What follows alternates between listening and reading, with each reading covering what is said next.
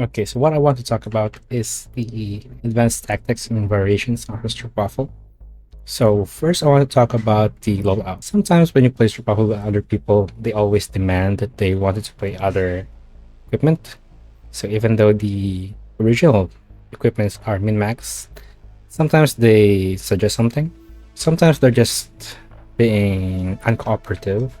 But there are times when their suggestions make sense, and I took those feedback and tried to test them out. So first of all, we have Flame. This is the original loadout. Now, the original loadout is amazing. I believe the new version uses acclimated, but I've already also tried it with the old inflammable, and it's working well. As long as you don't like dive into the gas, there's no problem with it. In fact, if you don't dive into the flame, you can even wear another armor. Now, this works well in almost all situations, except for the city maps. In the city maps, we changed it a bit. Instead of the grenade launcher, we switched to the flamethrower. The idea is that on city maps, most engagements are close range. And from what we've discovered, it's usually quite difficult for the grenade launcher to kill the enemies quickly, as it has an arming time and most engagements are in close range. Sometimes you go through a corner and enemies already there. You don't have time to shoot them before they get close to you. And even if the Overwatch is keeping an eye on the map, sometimes enemies just move too fast and they come from many places at the same time. They can even like change the street where they're approaching, and that messes up the Overwatch's original strategy. So what we did is we used Commissar Kai's alley trap. We basically have a kill box and you just funnel them into that kill box, and the flamethrower is amazing. We still kept an explosive weapon on it, exploding crossbow. I believe we also tried the eruptor, so he can still clear the bug hole whenever you go through the nests. However, both weapons are difficult to use in the map because they can hurt your allies. What makes the flamethrower amazing is you can block off one flanking direction just by having flame take that spot. At first, we got a hunter seed so they can jump through him. So a change that we added is we match him with a backline so that the backline can throw a stun grenade.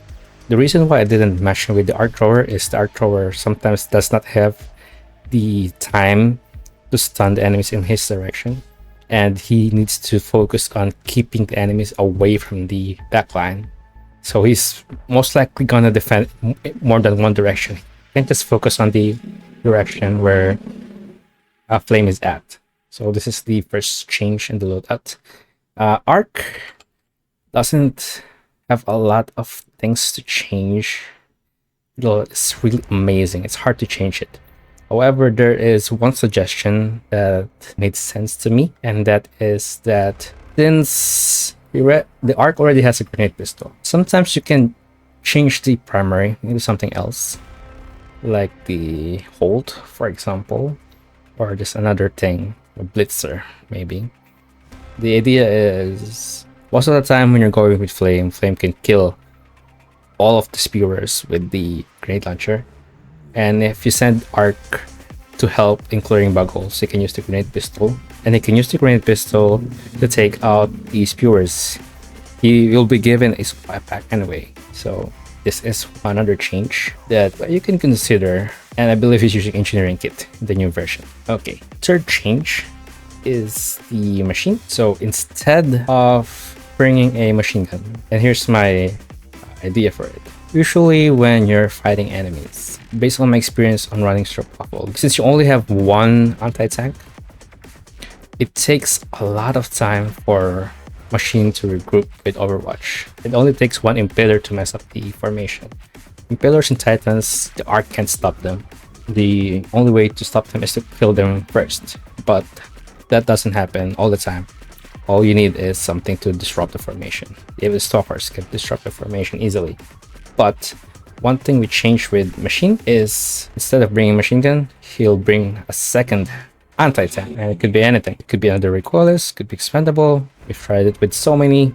We've tried it with Commando, we've tried it with Quasar. The idea is once a breach happens, Overwatch drops his backpack. As soon as a heavy comes out, like a Titan, for example, and a Charger at the same time, even when you're separated, all you have to do is to shoot them before converging. Basically, you can take two tanks before team reloading, or if you have the rail cannon strikes, orbital rail cannon, you can take out in theory 4 tanks before team reloading, and that opens up a lot of breathing space for the team, because now they just have to pull out Charger on here, but the anti-tanks are not ready, or sometimes the ARC have to hold them for so long. But now you can take out 4, and by the time that the 5th comes out, you're already team reloading Overwatch. You've already regrouped. It buys a lot of time for the team. It's amazing. There is one time though that we desired to have the machine gun instead. We got a hunter seat, and there's hunters in the patrols, hunters in the breach, hunters in the guarding positions, and they just kept breaking our formation so much, and we wish we had the machine gun. What I've noticed in that is a time when the frontliners can't deal with the shaft so quickly. I think our flame brought something else, so with the different loadout, we wasn't able to kill enemies as quickly as it should be. But if your frontliners are good, there's good synergy between the frontliners and the backline. 2 anti-tanks usually is better, especially on city maps. Because on city maps, by the time the heavies come in, they're already close, or sometimes the heavies are blocked by the corpses, so you can aim at them. But if you have 2 anti-tanks, they can shuffle in different angles. But if you're split up and they have an angle, they can shoot the tanks and don't have to rely on the orbital rail cannon strike every time it has a long cooldown. Now, with that said, another suggestion I would add is instead of the Overwatch bringing the recoilless rifle, it will be our second anti-tank. The reason for this is that previously you've got Overwatch shooting the heavies and anti-tank reloading, but now you have the anti-tank shooting. Overwatch can still look around, see if there's any flankers, because you can't look at the map while reloading. Same thing with the old version where he's shooting, but now he has more freedom to look around the surroundings and watch if there's a Charger coming at them while they're team reloading. Alright, another change that I would suggest is instead of the AT bringing the Breaker Incendiary, you'll have Overwatch bring it. The reason for that is Breaker Incendiary doesn't pack a lot of punch, and its best use scenario is against the Shriekers. And when you're killing Shriekers, it only takes like 2 to 3 seconds. So even if you're in charge of killing Shriekers, you only have to spend like that much time, and then you can look back at the map again, and then you can give AT more freedom on the primary. You could bring the Volt, you could bring Sight, Liberator Penetrator. He'll be able to help the team more, especially now that he doesn't have a machine gun. He can still cover the flank the team, or just support them with the stuns of the Holt or the Blitzer, for example. You can even give him the Eruptor for long range killing. There's a lot of freedom now that the Overwatch is bringing the Incendiary. Now you might think that Overwatch with this loadout to the Breaker Incendiary doesn't have much to protect himself, but most of the time you have the entire team surround you. You would usually call them to your position, or you would go to them, and in the case of the AT bringing the recoilless rifle, you would usually run to the AT, so you're not alone most of the time. You don't need the primary. Another variation that I've noticed is the Stim Pistol on the Overwatch. Quite useful. Again, you won't be engaging most of the time. You're probably just running, trying to find the new defensive position, and you can stim your team. It gives a lot of freedom. Now that we've cleared the loadouts, let's go to our advanced tactics. Now, let's first go with our original advanced tactics. Now, original advanced tactic 1 is the frontline split up. So what I've seen our OG Overwatches do is they send flame and arc in different directions. Take out the stationary targets, they will even converge in the middle to take it. And Overwatch, and let's just call it 80 for now, will keep eye on the backside. Advanced Tactic 2 is the 10 hole strategy. We have a 10 hole. The original strategy is to find a ramp. I believe it was Flame, Overwatch, and AT to hold their position while Arc goes around clearing the holes. One thing that I would change in this is instead of sending Arc, I would send Flame to do the flanking. The reason for this is simple for me. He is better equipped to clearing the holes. It's got the grenade launcher and the crossbow or the rupture, whatever he brought. Or usually it's just a grenade launcher. And in the previous formation, without Arc protecting our backline, all it takes is one charger or a stalker to push through and make their lives hard. But now that you have the Arc thrower and 2 stun grenades, they can't pass through. It's more effective. They can deal with the breach by themselves. And Arc has the Gatling barrage, it's got the orbital gas strike, it's got the napalm airstrike, it's got everything to deal with the breach. Let's move to Advanced Tactics 3, and this is one that I've tested out. So Advanced Tactic 3 is for Mega Nests. We'll replace one of Overwatch's stratagems with the mech, the Emancipator. Specifically, I usually replace the rocket pod / sentry slot with the mech. So the strategy is the same with the 10 hole. We'll find an entrance. Arc, AT, and Overwatch will try to attract as many enemies as they can, deal with the breach, and Flame will take the mech. And this is very important because we've tried it with different methods and it failed sometimes. And what we found is the important, crucial aspect of the strategy is he will find a different entrance. It's not this one. It has to be a different entrance. It doesn't matter if it's far. Because if he goes here, we've already called all the enemies there and it will be hard for him to pass through. He will lose his guns most of the time. But with a different entrance, there's less resistance. And whenever we test this, it's usually around 2 minutes and 10 seconds. To a maximum of 3 minutes and 11. That's the clear time for the Mega Nest. Tried it with at least, I think, 3 variations with the Spire. I forgot the names of the other 2, but we've tried it with 3 Mega Nest variations. And if you can clear Spire in 3 minutes, I'd say that this strategy works.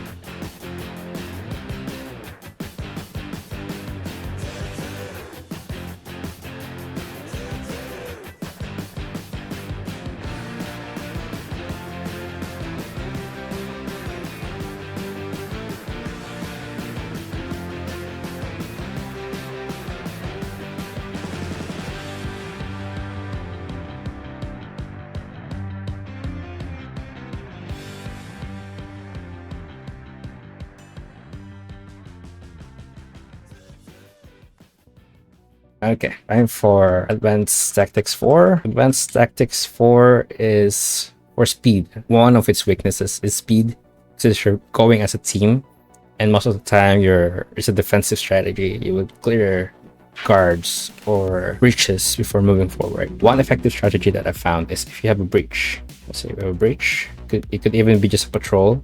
What you would do is instead of engaging it, all you have to do is throw your gas and napalm and you run. Where do you go? Go for your second objective area. You go there, you find a defensive position and you poke the defensive area. Now you've got the breach following behind you and the guarding position all in one spot. You're clearing 2 stones, two birds with 1 stone.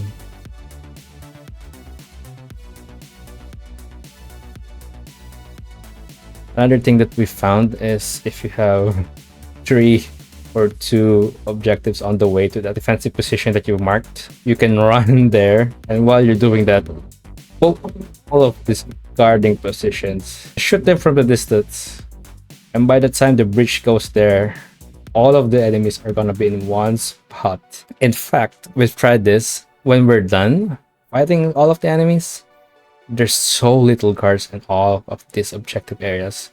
I sent every single member to one of them doing solo missions and they could handle it by themselves. We cleared breach, 3 objectives, all in one go. It's amazing. All right. In relation to this, another advanced strategy is split ups. Now that you have 2 anti-tanks, I could order split ups. However, during my testing, this strategy will only work if the 2 objectives are near each other. If they're far apart, it doesn't work. So the idea is, yeah, one team go here, the other team go here, and once a breach happens, Overwatch calls a defensive position. They all go there, they all go there. Now you got the breach and the enemies from the 2 objectives following you, and you can clear them in one go. Same idea as before, but it works now with just splitting up. You have 2 anti-tanks. Another thing to add that I think most beginners to the strategy doesn't do is throwing grenades before engaging. One of the strengths of the Stroopwafel is you have 2 people with gas grenades and 2 people with stun grenades. If you always remember to throw grenades before engaging, it's very likely that you will barely get any breach. I remember doing a level 9 and all throughout the operation, we only got 3 breaches. We just kept throwing grenades with supply packs, resupplies. You have unlimited grenades. The last thing that I would add is sending solo missions.